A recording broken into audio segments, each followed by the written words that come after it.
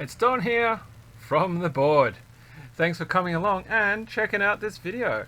So this is part 2 of the GNGKB75 Ergo series. I guess series is probably the best way of describing it. So in a previous video, I should probably grab the PCB.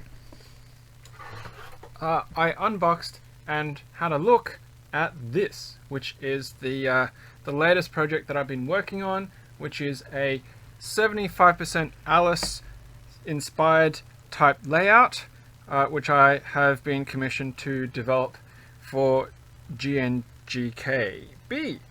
I needed a case, and I asked a good local vendor here, which is Idyllic keyboards, to work with me, develop the case file, and actually laser cut me the case. So today, that's what we're going to have a look at.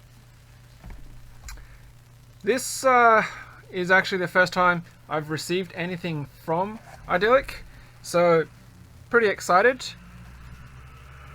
Idyllic is a local here in Australia, operates out of the Brisbane area, and it's part of our local keyboard treehouse. So different vendors who produce things, instead of having their own sales platform and trying to manage that, can do it through the treehouse where they become a vendor on that platform. And so that's what this keyboard treehouse is, this tape, as you can see, Keyboard X treehouse. So it's a pretty big box, but what I've been told is the acrylic plates, the prototype, is going to be in here, plus a packet of Idyllic's switch films for me to review. But obviously we're not going to be looking at those today. We're just going to be opening this up, having a look at the case pieces, and then yeah, I'm obviously not going to build them today, but that'll be probably the next part. Just, yeah, excited to actually see what we've got in the box. I don't know anything at all about what this is going to be looking like. I think it's going to be clear acrylic, but I just said whatever you've got that's low cost, cost effective, in stock, because it's a prototype for fit, really, more than anything else. Now I have a cup of coffee here which I had just made, and I brought it over and I was like, oh yeah, that's right, I was going to do this video. That's my big mug of coffee. Hopefully that's not going to fall over. Okay, rightio. Very well packed. Hopefully that's how he always packs things, not just for me. Lots of bubble wrap on both sides. We'll take that out. There's a whole bunch of pieces in here. Very well wrapped. I don't know how well this will be for, say, an international flight, if it went out internationally. But, ooh, I was not expecting that, actually. Oh, it looks like that's not good. Alright, so let's just take some bits out first before I talk about what's not good. Okay, so let's put the box on the floor. So I'm not quite sure what's happened here, but I think one of the screws has actually vibrated itself out and loose, and you can see it's actually pushed that layer outwards. Now, it's acrylic, so it really shouldn't have a memory set unless if there was heat involved. So I'm hoping that that's just caught on the layers, or magnetic screw.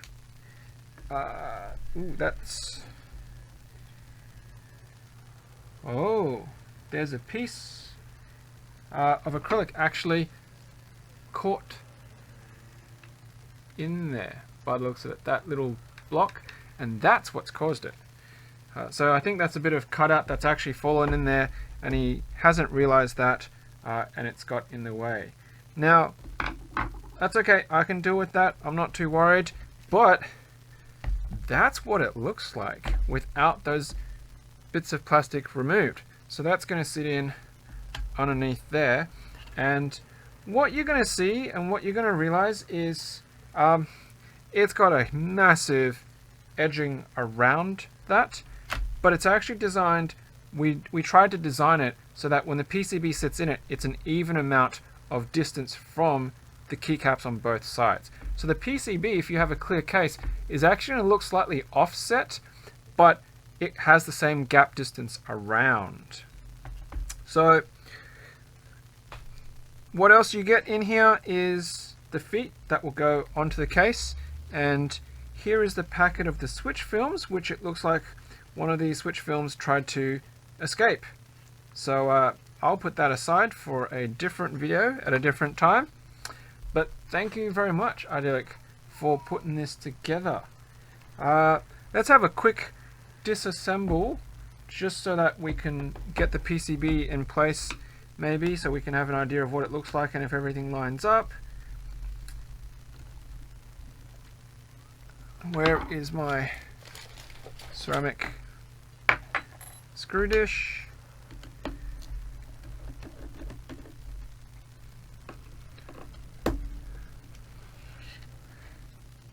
Too excited to pull out my Weha magnetic set when I've got one of these bog standard acrylic old school screwdrivers handy. The Chaos That's My Desk is also home to a lot of generic tools living in various places.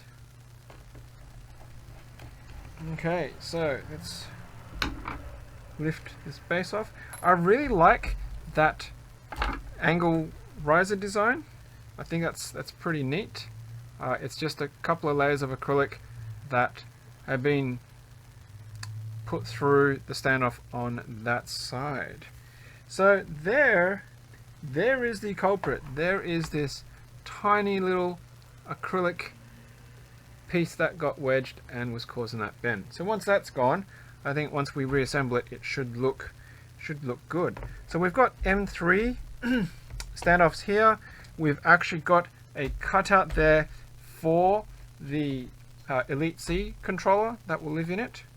So let's lift that layer off.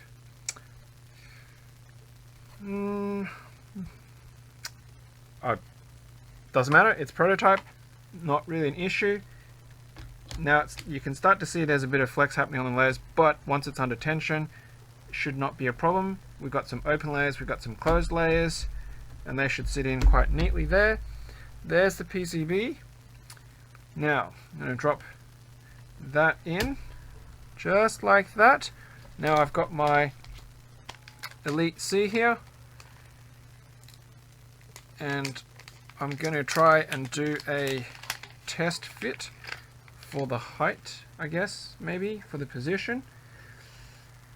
So this will go that way.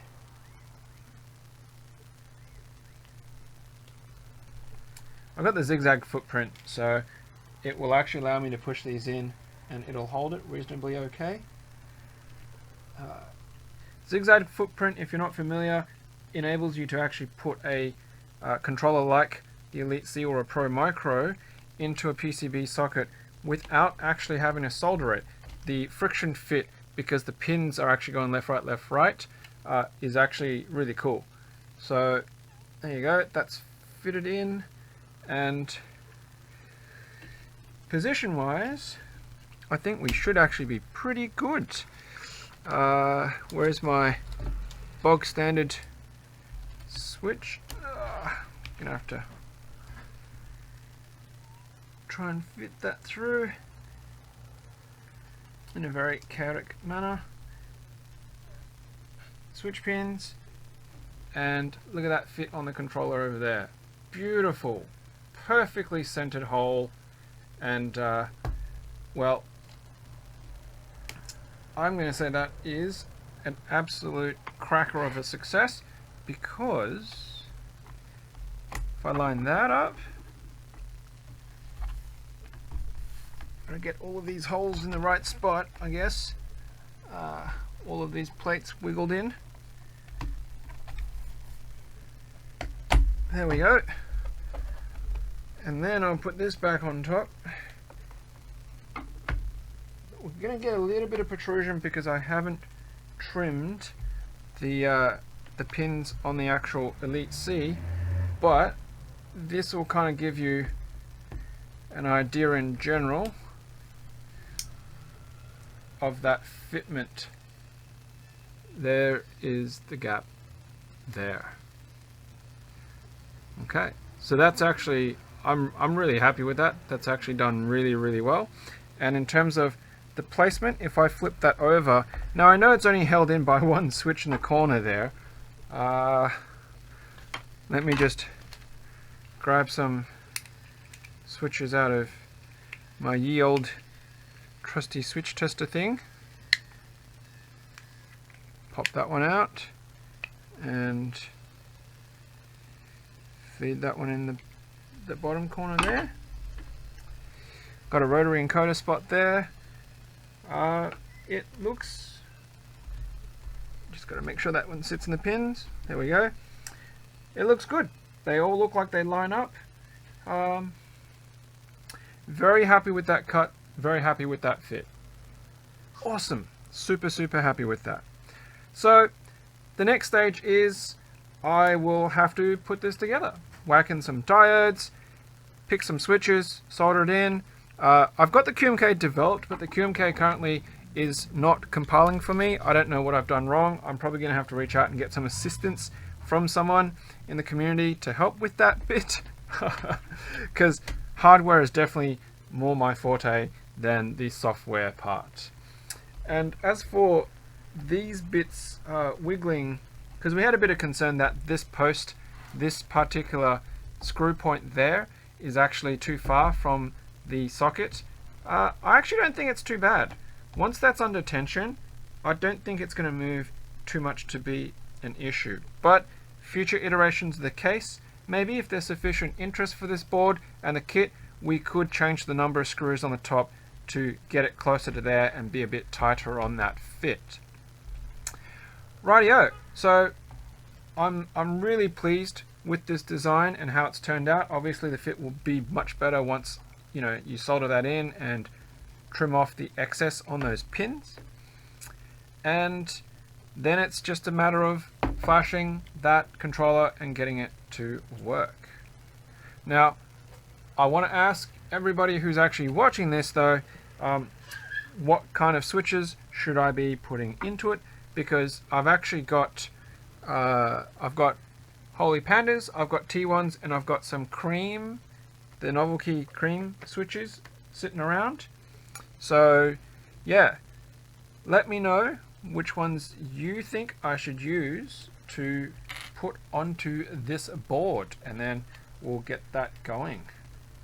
That said, I think because of the release schedule I have in mind, I might actually pick one beforehand, but it's definitely going to be one of those 3 sets of switches. So maybe you can play the guessing game instead in the comments below on which switch I'm going to end up using in this board. Either Holy Pandas, T1s, or the cream switches.